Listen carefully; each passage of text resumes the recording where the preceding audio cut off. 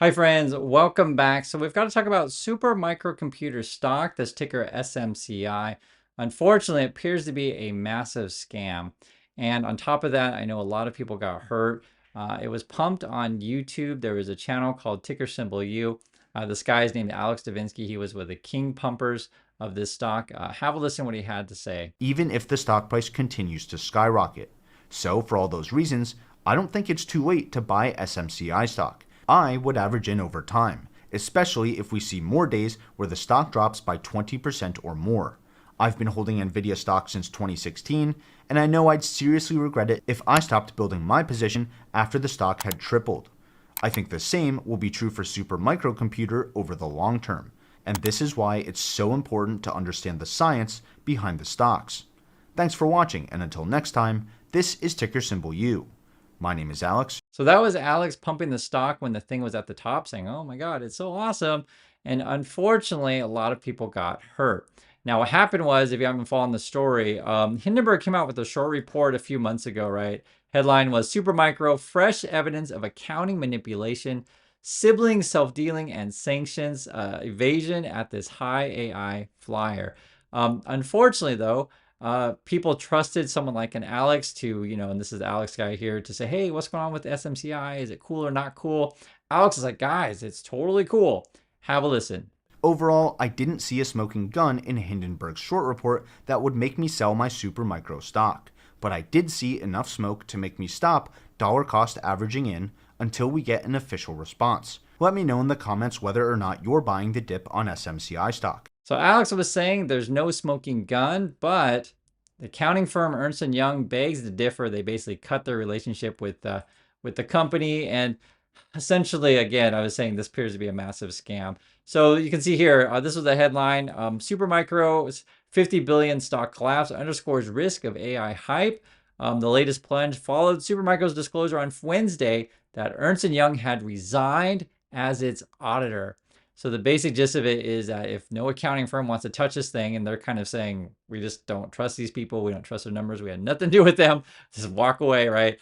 It looks really, really bad, because I don't think there's any way that they can save themselves at this point, in my opinion, because even if they come out with some sort of numbers and say, hey guys, we're making tons of money, we're so awesome, but people are like, well, who's checking your books? And they're like, well, our accountant team left us. And it's like, you just can't trust it after that. This is in the article here. It says, in its resignation letter, this is Ernst& Young, wrote that it was no longer able to rely on management and the board's audit committee, which is supposed to be made of independent directors who oversee the company for benefits of shareholders, right? So they're saying we just can't rely on them anymore, right? That's the accounting. When you can't rely on management, that's bad. If you can't trust the audit committee, there is something very wrong. Now, here's the thing that's really crazy about this. If you read a little bit more, this is coming from SMCI, right? Supermicro, they say, quote, we have announced a first quarter business update call. So they're going to do a call for Tuesday, November 5th. Guys, Tuesday, November 5th, that's election day, right? Think about this. And it says here, not ideal timing given that's election day. Supermicro declined to comment further. So they're going to defend themselves on a call on election day. No one's going to pay attention to this. The news isn't going to cover it, right? I'm going to be busy streaming this stuff.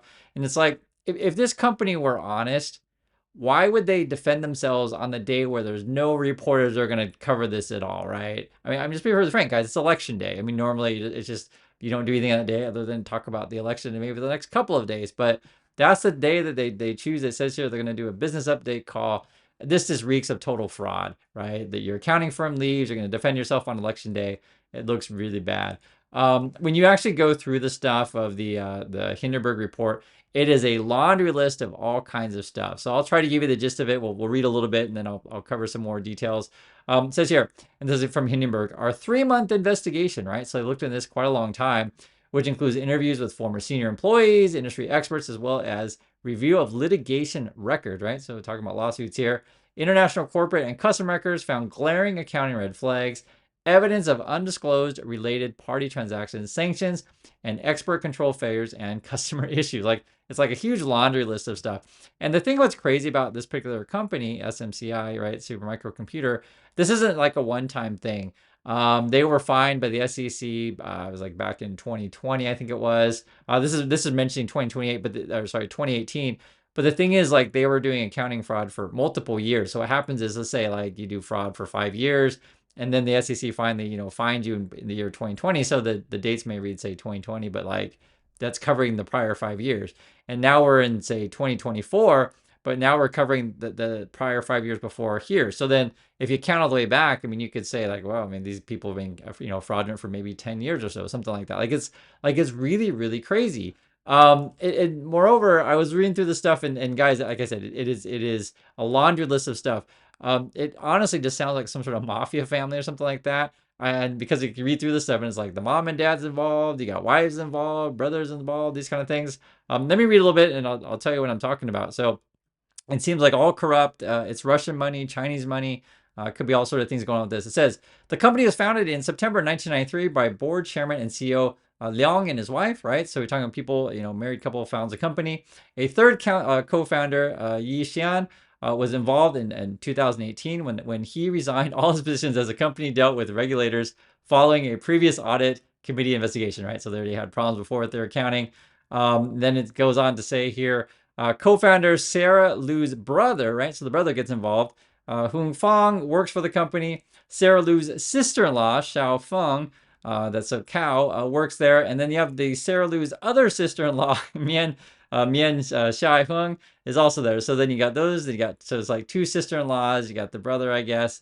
And yet there's more. And I guess they're all like lending money to each other, and they're buying from each other's companies and stuff like that. It just all seems like just massive, massive fraud. The other thing too you have is I was talking about the Russian and Chinese money. I guess they were trying to get around sanctions. You can read this here. It says Supermicro disclosed that some of its products were subject to export bans and said it was halting all sales and had, quote, not recorded revenue from Russia since the day before the war started. Okay, great. So accounting irregularities, I guess you could call it. Also says here, exports of supermicrocomputers, high-tech components to Russia have spiked 3x since the invasion of Ukraine, apparently violating U.S. export bans, according to our review of more than 45,000 import-export transactions. And then this is where it gets even, I mean, there's a whole bunch of stuff here. I'm just giving you to the top level. At least 46 companies that handled Supermicro products to Russia, or handed Supermicro products to Russia since invasion, are now under OFAC sanctions or on U.S. government watch list. So you have that. You got this crazy family that's all involved with this stuff. You got YouTubers pumping this thing. You got money coming in and out from various shell companies, and I think there's even stuff coming in out of Turkey. It was in here. There's like a whole bunch. And wait, it is even more crazy. You even had our favorite, star pumper, Elon Musk, was involved in this stuff. For real, you can't make this stuff up. Headline here, Supermicro Dell shares jump as Elon calls them supplier to XAI supercomputer project. And it's referring to a tweet where the news was actually on Dell Computer, and then they asked him something, and he just tweets out SMCI, which I think stands for Super Microcomputer, and then the internet goes, "Oh my God, Super Micro, so awesome!" And this is like our crazy meme stock related world, right? So does Elon know this whole thing is a scam? I don't know. You have to ask Elon. But when I read through this stuff, it's not just one or two things, guys. It's a long history of fraudulent scam accounting activities. And then when your accounting company leaves, there's no one going to like vouch for them anymore. And it gets even worse. If you didn't think it could get even worse, it gets even worse. So this is my understanding. I think there's a high chance they get delisted. For those of you holding the stock, what does that mean? It means liquidity massively drops, and basically no one has any confidence in this thing. Now, could it possibly come back? There's always a chance, because, and let's be honest with you, because with these kind of things, if the Reddit community, jumps on board and says, hey guys, this is like a heavily shorted stock, we can pump this to the moon, right? You may have some high volatility with these kind of things. There is a possibility of that. But will it legitimately come back to the all-time highs?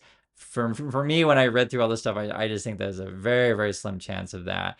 There's just too much accounting fraud. And again, Ernst & Young left them. So let's say, for example, the family cleans himself up, and what they did before was they fired a bunch of people in the last time they had accounting fraud, and then ultimately they ended up hiring these people back, which is kind of ridiculous.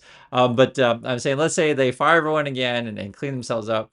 The problem is, it's like, what accounting company is going to come in and audit their books and give us all confidence? I don't see it happening, because even it was mentioned before, Ernst& Young left, and that was like after Deloitte left them. So, you know, it doesn't look good. And I know, guys, I really know. If you bought this thing at the top because Alex said it was awesome, you're just like, I just needed to come back. Please come back.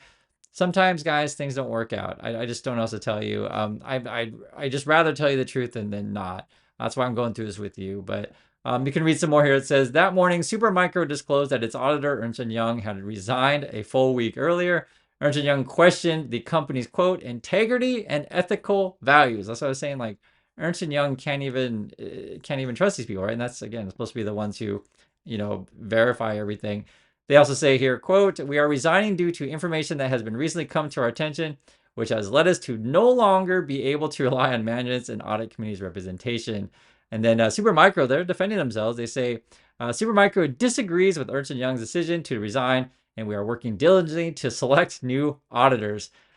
Good luck with that. And this goes back to, as I was saying, they're going to try to defend themselves on a call on November 5th. So if you got money in this thing, I mean, I'm sure you can try to find the call. I'll try my best to cover it. It'll probably be a day or two after because I just be perfectly frank with you guys.